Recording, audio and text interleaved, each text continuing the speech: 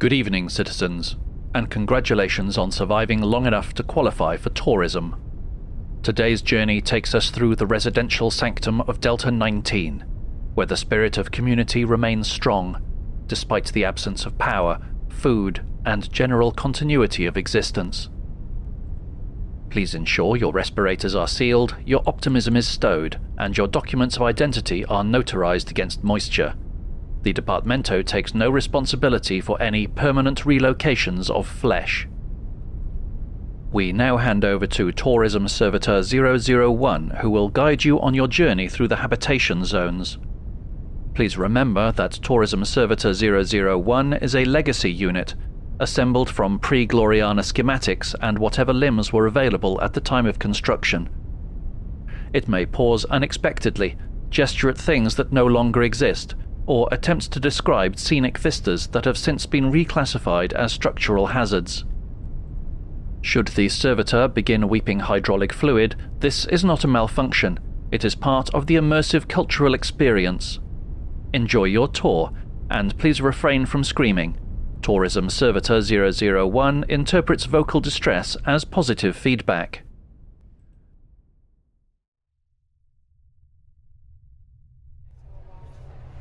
The first steps into Delta 19 used to be triumphant.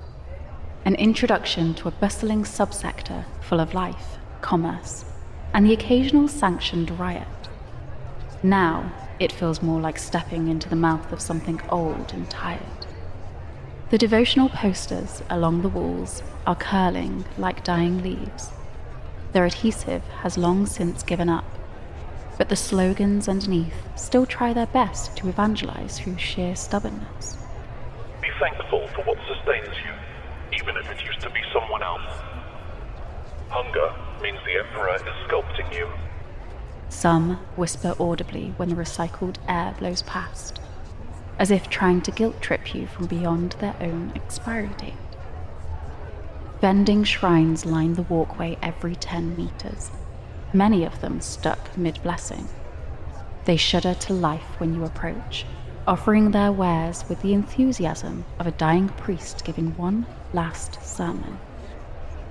Available items include devotional fluids, guaranteed 13% liquid, pre-chewed sustenance paste, spit variety, assorted, holy crunches, now with reduced crunch.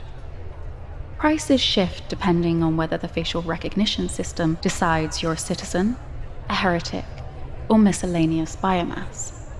The machine's camera lens twitches left and right, narrowing on your eyes like it's trying to decide if you're worthy of carbohydrates. A sign above the thoroughfare flickers. Welcome to Delta 19. Please maintain resignation. Let us continue, because what else is left to do?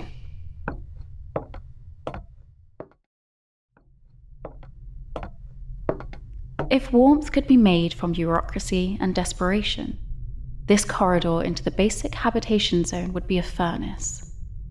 Instead, it's a dim tunnel of patched walls and thin hopes.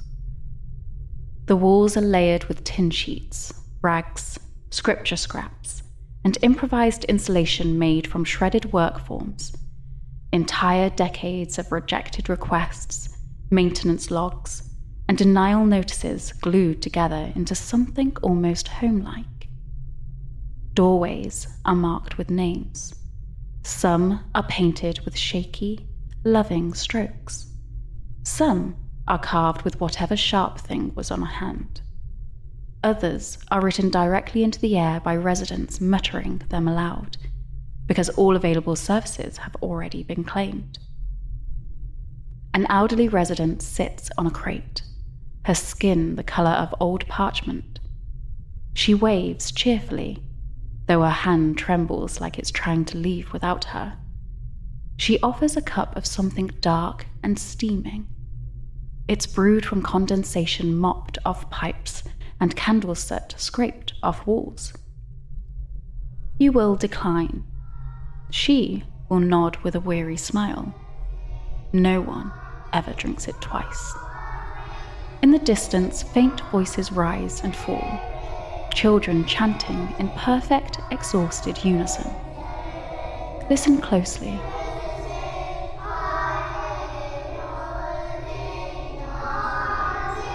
That's the children reciting their daily ration pledges. For each verse, they get 1 calorie.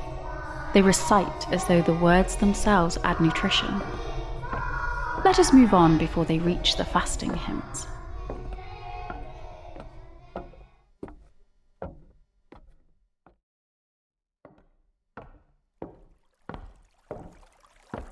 Once, this was the bathhouse, a place where workers rinsed off the filth of duty, or at least redistributed it more evenly. Now, it's a devotional pool where despair floats thicker than the scum on the surface. Grey water fills the central basin. Bits of broken icons drift on top, bobbing like tiny, soggy martyrs. Pilgrims come here seeking cleansing, enlightenment, or simply a place to cry where their tears won't be noticeable. The reflections in the water have developed a habit of behaving independently. Look into the pool. Blink. Sometimes the reflection blinks back with a different expression entirely. A soft smile, a sympathetic grimace, a you tried your best pout. Locals call this phenomenon the mirror's forgiveness. One pilgrim swears their reflection patted them on the shoulder once. Another claimed theirs mouthed the words, "Run." Nobody knows whether this was encouragement or a threat. Above the basin hangs a civic motto in flickering lumen script. Cleanliness is loyalty. Loyalty is sterile. The final word sparks, sputters, and occasionally reads as Fragile. which is surprisingly accurate. A notice at the exit cheerfully adds, Do not drink the reflection water, even if it asks.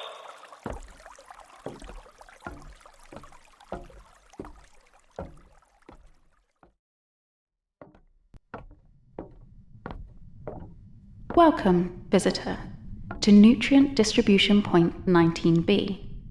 Once a bustling artery of survival, now a shrine to dietary disappointment. Before the great logistical reassessment, which had nothing to do with logistics and even less with assessment, citizens lined up here in orderly desperation to receive their allotted sustenance.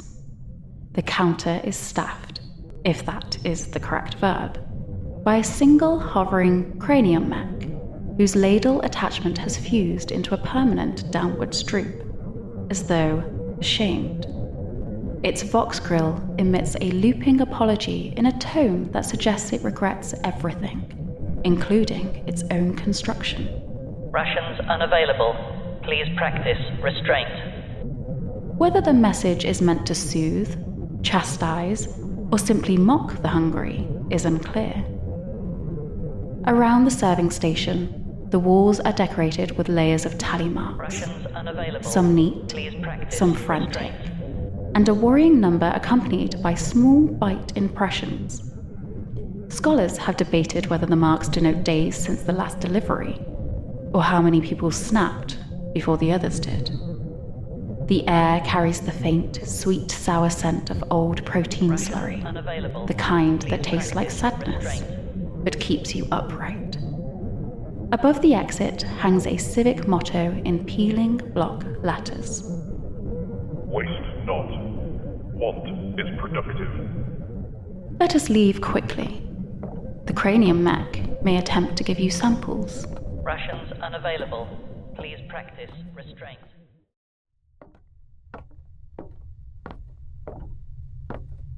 Now, these were once the pride of Delta 19, the luxury habitation decks, boasting faux windows, gravity stabilizers, and views of filtered smog.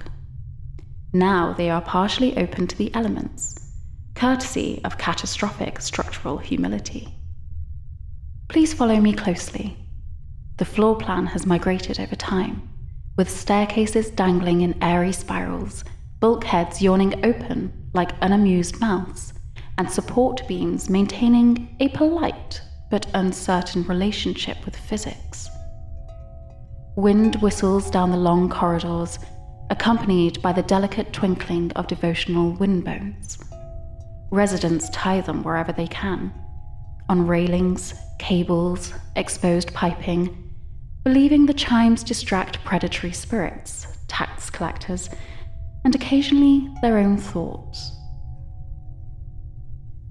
Visitors often describe the atmosphere as peaceful, but only if they ignore the occasional sound of distant crashing, brief screams, or the concluding thud of someone discovering gravity is still functional.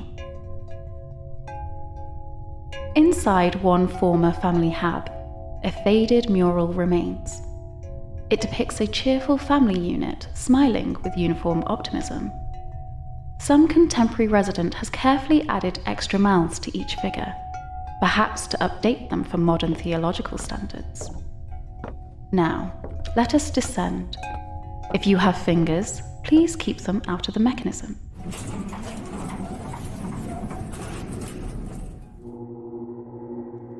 Deep beneath Delta 19, below the hab decks, past the pipes that sigh and the vents that mutter, lies the old Vox repeater, once the beating heart of local communication.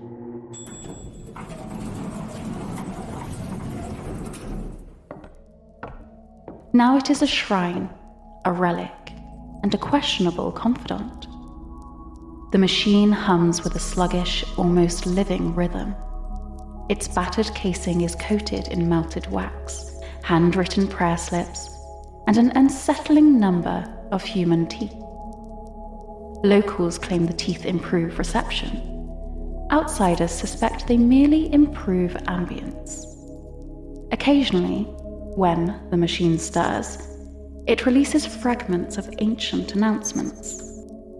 Citizens are reminded that hunger is not a sin, but a test. Please remain indoors during spiritual readjustment. All praise to the Animus machine.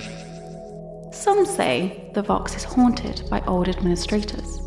Others say it simply remembers too much. But most speak of its primary gift. If you whisper your name into the grill and wait, really wait, it will murmur back what you are destined to become. Sometimes the answer is mundane, sometimes prophetic. Occasionally, it is a sound best left untranscribed. Locals affectionately call it the kindly mouth, though none can explain why the name makes everyone shiver slightly.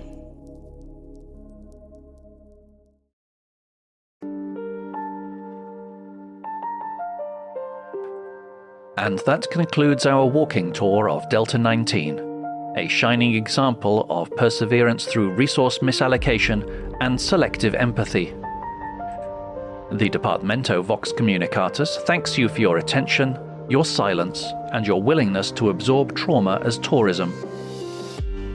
Should you encounter any residents still capable of speech, do not engage in barter, prayer, or mutual recognition.